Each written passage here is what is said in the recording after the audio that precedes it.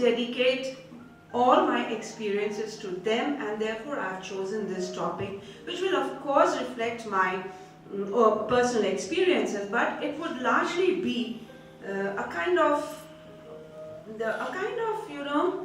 telling a story of how to bring about this excellence in the women all around us. So let me start at the individual level. Remember, whatever change you want to see out there has first to come from here.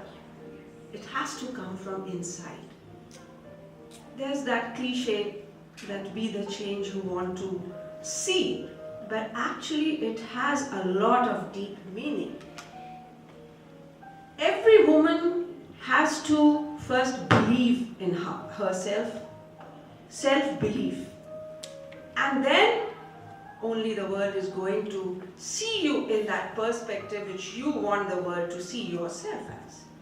Never forget the power of one, and that one person is you. All the power is within you. Just look inside and witness that power, and you will be a leader in your own space. Take time to figure out your personal and professional goals. And once you've understood your calling, give your best. Give your best to it, even if there are people who will try to pull you down, put you in some other place. You have to stand your ground, because it is always beneficial to be your authentic self. You are a unique blueprint of the Creator. There is nobody like you. Only thing is, you have to realize it. You have to keep building your capacity. You have to enjoy your journey as much as your destination. And believe me, this is a celebration which you can do 24/7 till the last day of your life. Celebrate yourself. Celebrate your womanhood. Many a times what happens that when we have men all around us, we try to become like them. Don't do that. I come from the police background. Many people tell me that it's worse to have women in the police because they start behaving like the men around them. I said, okay, that is the victim psychology. That is what they're trying to do. They're trying to gel with the environment. The idea is not to gel with the environment. The idea is to stand out in the environment. Be you. Nobody else can be like you. They may be similar, but they cannot be identical. And that's where leadership is. You bring out the uniqueness in yourself, and then you carry people along with you. So that is leadership for you. One other thing which constantly churns inside me is we women are so good at nurturing. That is something which our brains are wired for. So why don't we support our soul sisters who are undergoing a difficult phase in their lives?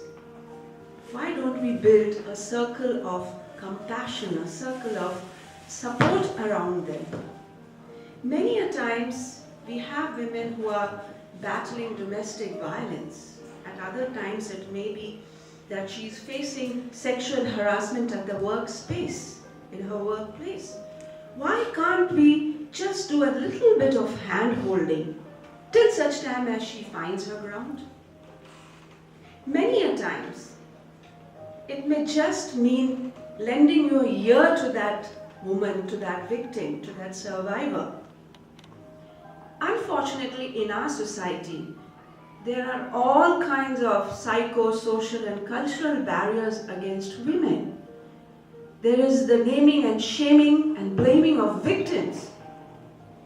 She goes to a police station, and the response of the officer over there is, what did you do to bring on this problem onto yourself? Now, what sort of a question is this? And then there is that culture, a conspiracy of silence. We teach our own daughters, everything will be fine, sab theek ho jayega, chup raho. Well, when does it ever get better by keeping quiet? So why can't we, as women, become the leaders, drive the change, at least to trust that woman who is talking of a problem?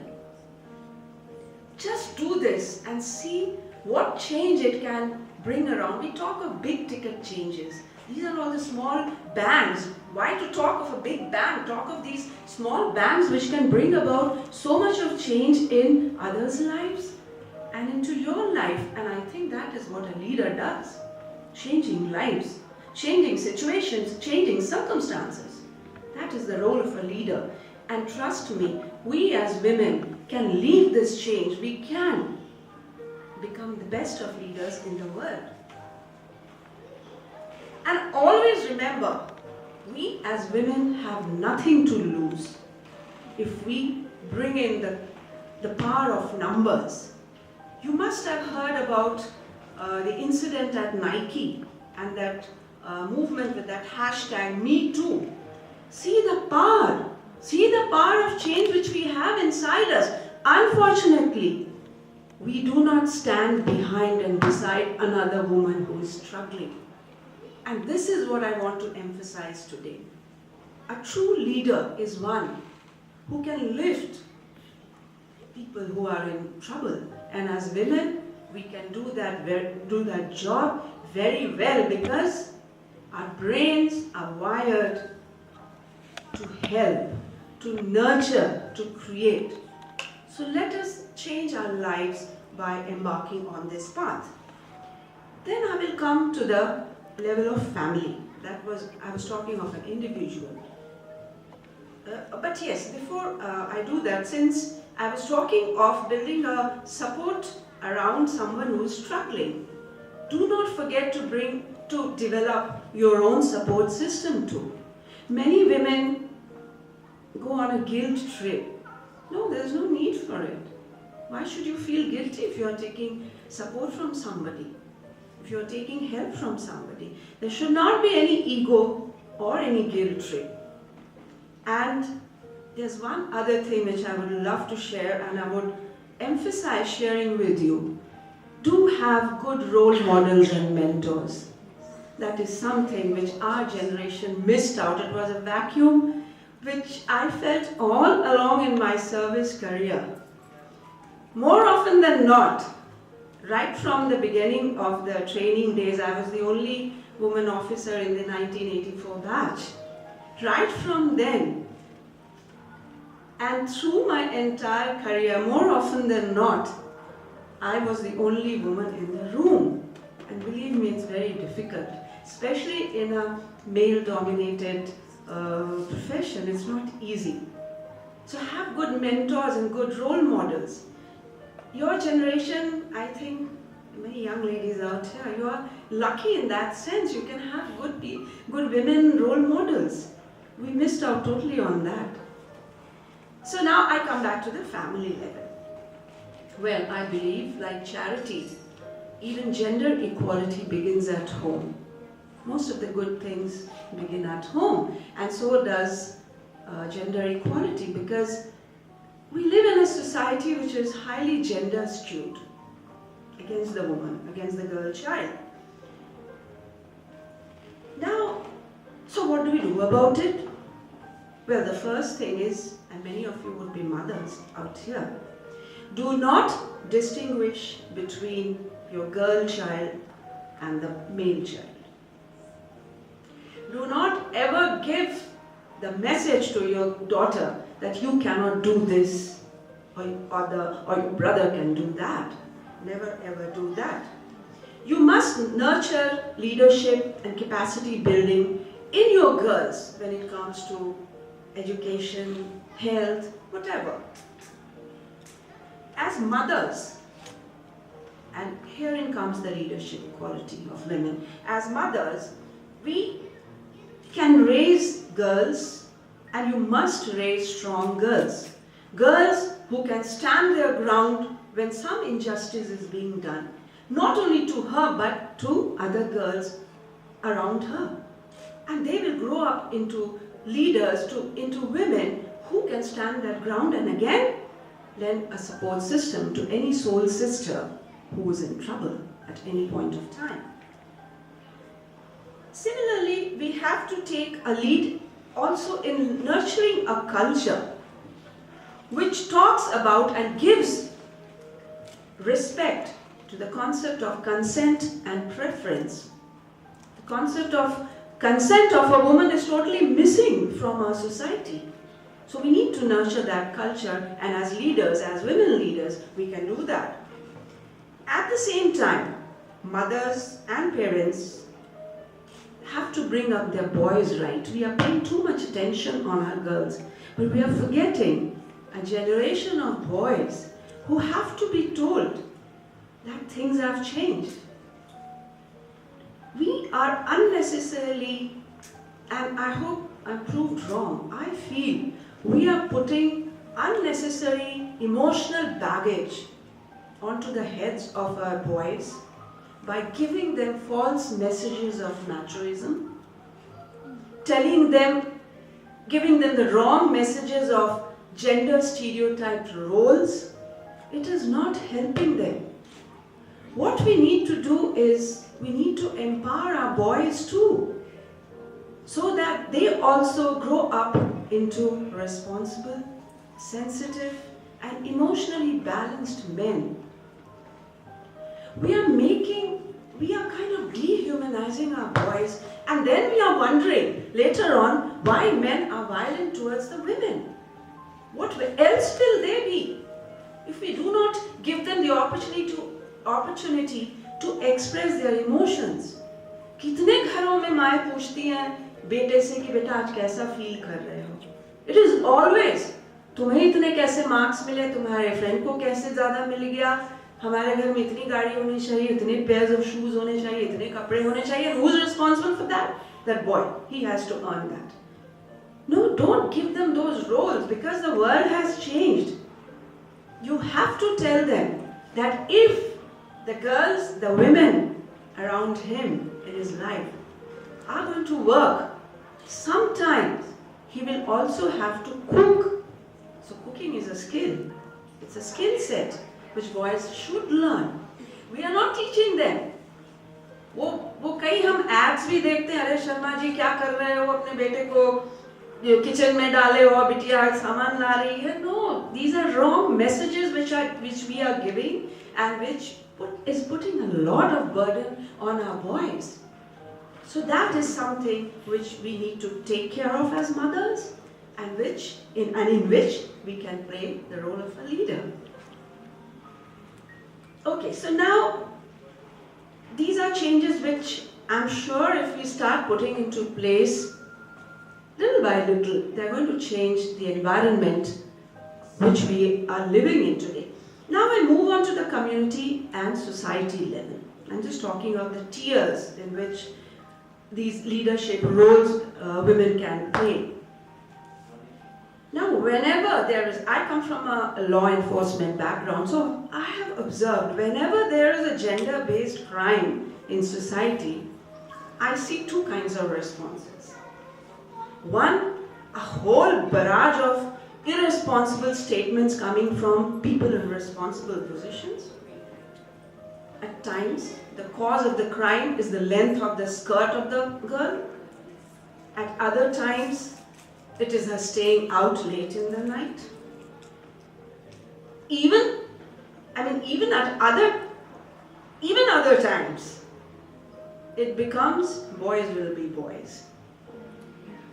Now I think it's high time we stop giving these silly excuses for crimes against women and girls, and each of us realize that we are a stakeholder in this society and that we have a role to play, and we better get down to the nitty-gritties of playing that role.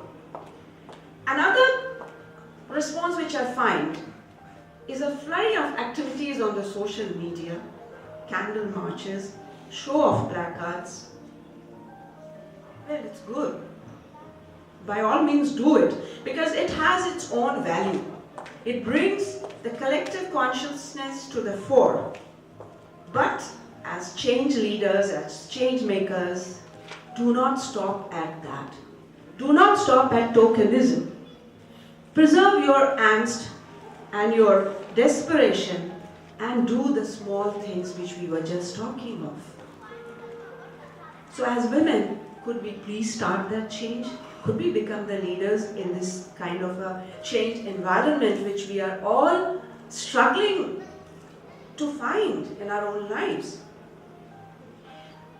Because I feel our generation has the responsibility of leaving behind a world which is safe for our daughters and their daughters, and which they would be proud to talk of, and not inherit a society which is a society of loss. It's an inheritance of loss. So we have to take the first step, and as women, we can very well do it. The only thing is, we need to come together and build the enabling environment, the enabling world which we all dream of and which we all think the other person will come and do it. किसी और ग्रह से कोई आके, कोई फरिश्ता आके नहीं करेगा. This is our earth, this is our earth time, and we better use it well.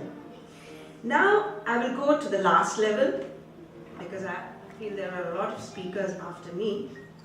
And this is the organizational and the policy levels. We all look up to the organizations and the government in particular and want them to do something. Of course, I just outlined all the things that we could do as an individual, as a society, or as a community. Now, whether it is the corporates or the government sector, it is time to start a new dialogue, a new narrative of gender-sensitive governance. It is time to move the needle from elementary base level talk and fast track the process of actually advancing women. Now, we have you as an economist out here. Now, this is not just out of altruism, it is also out of pragmatism. Because all researchers are now pointing out towards the fact, be it the ILO study, or the World Bank study, or the McKinsey report, they point out towards the fact that if there is gender parity at workplace, $28 trillion worth of GDP can go up in the world. And number two, there's another pointer, that organizations which have women at the head experience a rise in profits, including equity, and multidimensional benefits. So now what are we doing? Why are we holding back this potential of women, their leadership potential, their work potential? It's definitely a huge opportunity cost which we are paying by not recognizing the potential of women and not providing them the opportunity, that ambience to do their best, to put forth their best. So now this brings me to the question, what can the corporates do? First, I'm concentrating on the corporates, and then I'll move to the government because before I finally wind up. So it brings us to the question as to what strategies, what business tools, what gender equalizing measures which they can take in order to accomplish the UN SDG number 5, which talks of 50-50 by 2030. So what are the things which they could do? Well, since I come from a law enforcement background, for me, the foremost thing they can do is give a safe and secure workspace to the woman who's coming to that place to work. This may include the implementation of what they call the POSH in letter and spirit. It will also mean bringing in more women into the boardroom, and we have a SEBI directive here. That's the regulatory body which says that there should be one woman director on every board. So that could mean bringing more women in the boardroom. It could also mean bridging the pay gap. It could also mean a gender neutral promotion policy, and it could also mean fostering a culture of child care, facilities for the returning moms, because women have an important role to play and that needs to be recognized.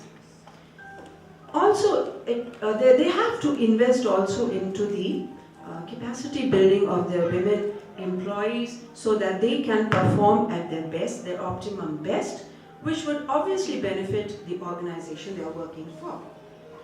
Now, finally, coming to the government sector. Having worked for over 3 decades in the government service, in the government sector, I feel physical safety of the woman is the most important thing she is looking towards. What will she do if she is not safe either at home or in the workspace?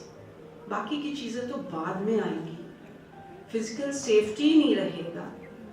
And that physical safety starts right from the womb. Feticide. जन्म ले लिया तो infanticide. और आगे चले. I don't want to recall, we all know it. The idea is to focus on the solutions and what each one of us can do to kind of build an environment for her to flourish. Physical safety therefore becomes the critical infrastructure. Many corporates and many government organizations do not understand that, but coming from the police background, I can understand what a woman is first of all looking at for her existence. That's her existence. So we need to build up a justice delivery system which is sensitive, which is caring, which is victim-centric, and which is speedy. Trials go on and on. Of course, there are reasons that there are fewer courts, the judges are very busy, but we have to find a way out and the solutions are all there. We just have to have the will to implement them. We are so patchy on implementation. The easiest response is to make the law harsher. Harsh तो करते रहो लेकिन implement कोई नहीं करेगा ढंग से. A law is as good as the implementer or its implementation. We have a plethora of wonderful laws, but we need good implementers who feel for the victim, who understand the pain, who can empathize with the victims coming in front of them. Additionally, of course, there would be the policies of gender budgeting and gender mainstreaming. So I would like to stop here because, as I said, there are other speakers too. But I would like to leave you with just one thought before I wind up. All these measures which I have outlined above have to be simultaneous and not sequential or incremental. Acha, aaj isko kar lete hain, kal usko kar denge. No. That whole bunch of reforms or whole bunch of change in thought processes, change in mindset has to happen simultaneously. This is important in order to generate that critical mass or that synergy which can make us come out of the situation in which we feel ourselves to be trapped and we feel so helpless about it. Only when we do this can we have a continuous stream of women leaders who are also influencers, because leaders also influence, they transform, they are transformative, who can become influencers no matter where they are placed, no matter where they go. Every individual who is contributing towards the creation of this enabling environment for the other half of humanity is a leader in his or her own right. This is the power of leadership in action, the power to make a difference in the lives of people around you. So arise, awake, and realize this potential called you.